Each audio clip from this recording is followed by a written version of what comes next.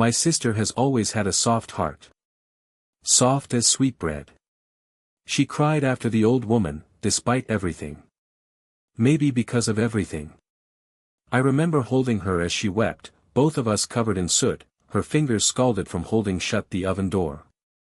After the tears, she was quiet. She trailed me through the awful house with its sweetbread walls and sugared windows. I found the clothes we'd arrived in, offered up her kirtle, and she donned it without a word. She showed no whisper of response when we found the treasure in the attic, only nodded vaguely when I asked her to help me fill up the few bags we could easily carry back through the woods. Maybe it would be enough. Enough to keep us safe from our stepmother's whims. I do not want to go back there. It was the first she'd spoken in hours. I hesitated outside the witch's cottage, looking back over my shoulder at her. I do not want to go back to them. I sighed. Nor do I. But where else can we go? She wrung her fingers together in front of her skirt, eyes downcast and her teeth digging into her lower lip. Eventually, though, she nodded. Fine. You are right. She looked back at the house. Wait 1 minute. There may be something left in the kitchen. The kitchen? I repeated in horror, but she only nodded. Yes. She did not think I paid attention, but I did. I know which of her potions might be useful if nothing else, we can sell them when we get back.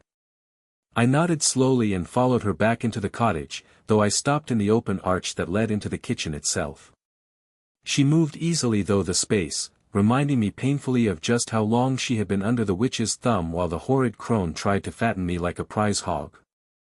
She collected some dozen bottles and vials, tucking them carefully in between the bolts of silks and satins we had pilfered from the attic before returning to me. Let us go. Though there was no trail this time, she seemed to know her way through the trees. I asked how, once, when we paused to wait out the dark. But all she said was that she simply knew now. As though the forest spoke to her in a way it hadn't before. I felt the first thrill of fear at that. But I knew that she was still so scared herself. I refused to let her see it. I tried to coax her into dreaming about what sort of life we might have with the witch's pilfered treasure, and managed to earn a wan smile for my efforts. But it was cold and dark, and soon enough we simply huddled together under a gnarled tree as we waited for the deepest part of night to pass. When grayish dawnlight began to filter through the leaves, she was the first to stand. She had gone quiet again, and only answered me with faint hums or single words as we continued on our way. She seemed more comfortable to be leading us now, but something in the set of her shoulders reminded me of something. Something I could not quite name. Eventually,